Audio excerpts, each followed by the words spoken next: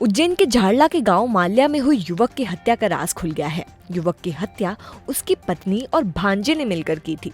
षड्यंत्र बनाकर युवक को नशे की हालत में पत्थर से कुचलकर मौत के घाट उतारा गया था। सबूत मिटाने के लिए उसके चेहरे को बुरी तरह से कुचल दिया गया था ताकि शव की पहचान न हो सके।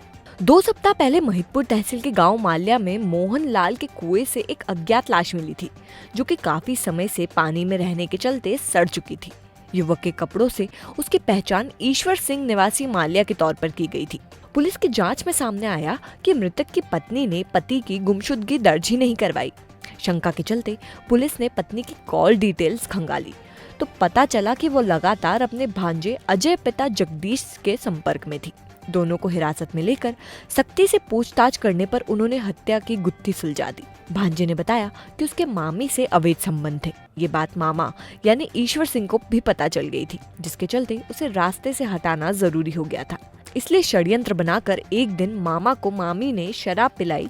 इसके बाद पीछे से उस पर पत्थर से हमला कर दिया। उसका चेहरा पत्थर से कुचलकर कुएं में फेंक दिया। बाद विवेचना के दौरान उसमें एसपी साहब द्वारा टीम बनाई गई थी, जिसमें काफ़ी मशक्क़त करने के बाद में पता चला कि जो मृतक की पत्नी थी उसके द्वारा भी किसी प्रकार की कोई उसके पति की गुमशुदगी की रिपोर्ट और ना ही परिवार में किसी प्रकार की सूचना दी गई थी, जिससे काफ़ी मुखबिर द्वारा भी पता चला कि उसके सगे जो भांजा था अजय पिता जगदीश, उससे अवैध संबंध थे।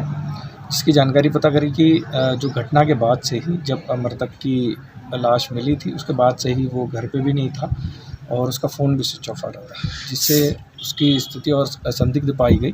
और बाद में फिर महिदपुर से ही उसको पकड़ा गया और उससे पूछताछ की गंभीरता से, तो उसके द्वारा जुर्म कबूल किया गया और उसके द्वारा बताया कि उसकी मामी से अवैध संबंध था रेखा से, जिसके बारे में ईश्वर को जानकारी लग गई थी और ईश्वर ने उसे घर में आने जाने के लिए मना कर दिया था।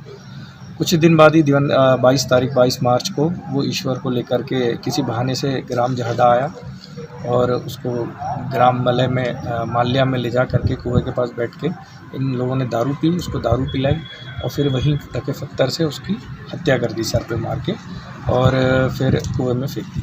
इसमें 302 और चूँकि रेखा का भी इसमें पूरा योजनाबद्ध तरीके से इन्होंने हत्या करी है, तो 120 भी में उसे भी आरोपी बनाया।